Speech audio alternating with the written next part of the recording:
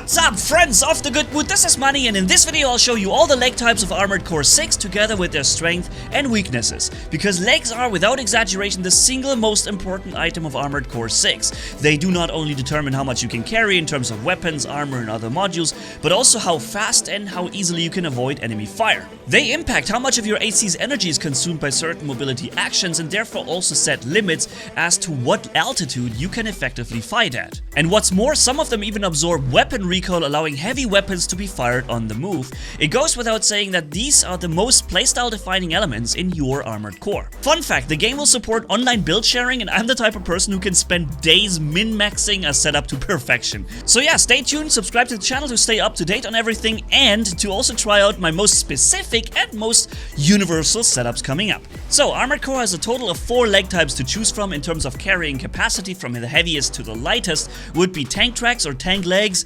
Tetrapod with 4 legs, bipedal and reverse joint. Bipedal legs are kind of your default, not exceedingly good at anything but also not particularly bad at it. My personal guess is that most people will use them in the beginning, more of a starting thing, and then find their own personal preferences and playstyles that fit them better with the more specific ones. Such as number 2, reverse joint legs. Suited for light builds, they move faster and jump very high without the use of your energy, allowing you to get airborne very easily and quickly, and together with skilled human inputs become extremely hard to hit. However, they support the least amount of weight and as such restrict a lot of potential weapon and other build combinations. ACs with these legs tend to have less HP and rely more on their mobility to avoid enemy fire.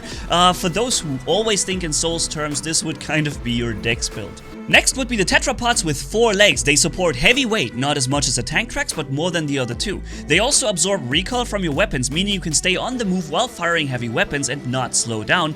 And they allow you to hover indefinitely in place after using the jump button once you are airborne. My guess is they will become quickly really popular among players as they seem to combine more strengths and seem a little more universal at first. However, keep in mind, you won't be having such an easy time to avoid enemy fire while dashing around in the air. You're not quite as mobile and fast. And then we have the tank legs, or tank tracks if you will, by far the highest carrying capacity in the game, also absorb recoil from your weapons, allowing builds with ridiculous amount of hit points, tankiness and firepower.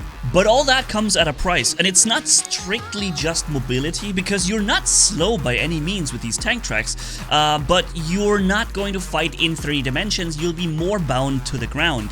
You can dash up, you can use boosters, but you'll be more bound to the ground when evading enemy attacks and when being in combat. And you know, using these tank tracks feels more like driving a vehicle rather than piloting an AC. You can still utilize the kick bonus from the operating system upgrades, which all leg types can do, dealing heavy damage as you ram or get close to the enemy. But of course, keep in mind, with this much firepower, battles also tend to get shorter, so perhaps you don't have to actually avoid fire for as long. At the end of the day, it all comes down to speed versus weight limit, in a wider sense, even more through the options that these legs provide and your own personal preference and playstyle that you want to pursue.